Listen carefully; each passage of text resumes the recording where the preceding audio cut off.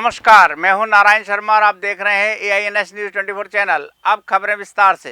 प्रधानमंत्री नरेंद्र मोदी की मन की बात कार्यक्रम का श्रवण मुख्यमंत्री विष्णुदेव साय ने भी किया। उन्होंने बताया कि मन की बात के माध्यम से हमें देश के विभिन्न प्रगतिशील किसान, व्यापारी और हर वर्ग के उन प्रतिभाओं की जानकारी प्राप्त होती है जो देश को एक मार्गदर्शन प्रदान करते हैं। इसीलिए मन की बात आज पूरे देश में निर्वाह रूप से सुना जाता है। बहुत ये लाभप्रद होता है, बहुत जानकारी इसमें मिलती है। पूरे देश के अंदर में अनेकों प्रतिभाएं छुपी हुई हैं, जिनको माननीय प्रधानमंत्री जी मन की बात के माध्यम से पूरे देश के लोगों के सामने में रखते हैं और निश्चित रूप से उससे पूरे देश के लोगों को प्रेरणा भी मिलती है। उनके अनुसार काम करने की इच्छा शक्ति भी जागृत होती है। जैसे अभी देश का सौभाग्य है कि हमारे देश में AI समिट हुआ है। अभी AI का ज़माना है, तो उस अनुसार यहाँ समिट हुआ है, तो निश्चित रूप से उसकी चर्चा हुई है, उसके लाभ हानि और उसका कैसे उपयोग करना है, सब की चर्चा समिट में हुई है। निश्चित रूप से ये देश और दुनिया के लिए लाभप्रद होगा। संसद में कांग्रेस की महिला सदस्यों द्वारा किए गए प्रदर्शन और कांग्रेस की कार्यप्रणाली पर सवाल उठाते हुए प्रधानमंत्री नरेंद्र मोदी ने कहा कि ऐसे आप प्रधानमंत्री नहीं बन सकते, आपको जनता का विश्वास तो जीतना ही होगा। ऐसे महिला सांसदों को आगे करके और युवा कार्यकर्ताओं को अंधेरे में रखकर प्रदर्शन करवाने के लिए उकसाना कांग्रेस की ओछी राजनीति को प्रदर्शित करता है। महिलाओं MPO को भेज करके सीट पर कब्जा करने से आप प्रधानमंत्री नहीं बन सकते हो। और माताओं बहनों को इस प्रकार से आगे करने की क्या मजबूरी है आपकी? क्या इतने खोखले हो गए हो आप लोग? साथियों,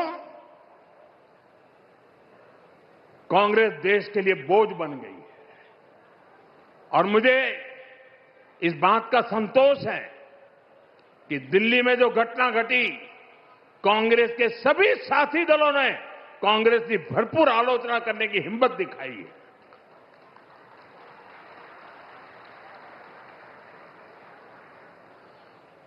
मैं विपक्ष के इन साथियों का सच्चाई के साथ और देश के गौरव के साथ खड़े रहकर रहने के लिए उनका मैं सार्वजनिक रूप से आभार व्यक्त करता हूं। नक्सल खात्मे के बीच रोजाना कोई न कोई खबर सामने आ रही है। आज एक ऐसी खबर आई जिसने वाकई में नक्सलवाद के खात्मे को करीब ला दिया है।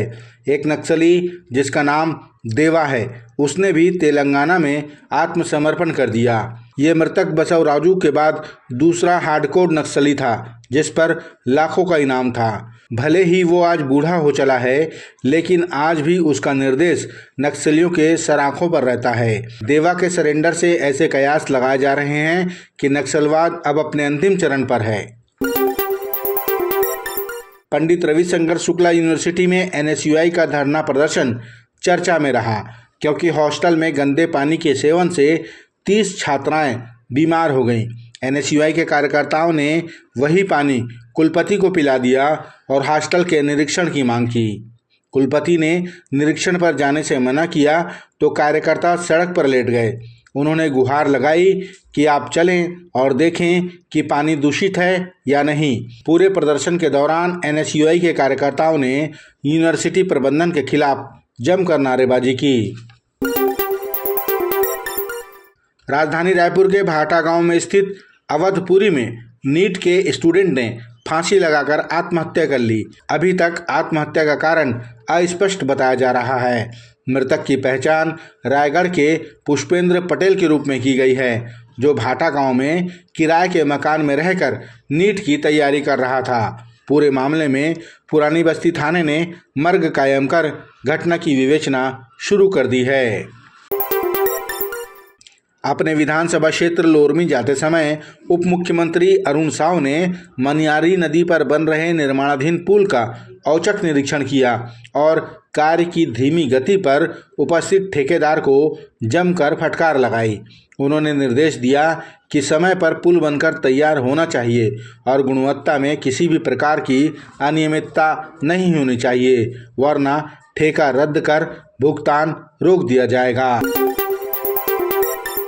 बिलासपुर के चकरभाटा स्थित बिलासाबाई केवटीन एयरपोर्ट पर रात्रिकालीन उड़ान का सफल परीक्षण किया गया और अब यह ओके हो गया कि इस विमान पट्टी पर रात में भी विमानों की लैंडिंग और टेक ऑफ पूर्ण रूप से सुरक्षित है। इस व्यवस्था से अब बिलासपुर, रायपुर और आसपास के यात्रियों को कम समय में अपनी यात्रा पूर्ण करने का अवसर प्राप्त होगा। ये थे आज के प्रमुख समाचार। आप देख रहे थे हमारा लोकप्रिय यूट्यूब चैनल AINS न्यूज़ 24। अब हमें इजाज़त दीजिए। कल तक रोजाना की ताज़ा खबरों के लिए आप देखते रहिए हमारा लोकप्रिय यूट्यूब चैनल।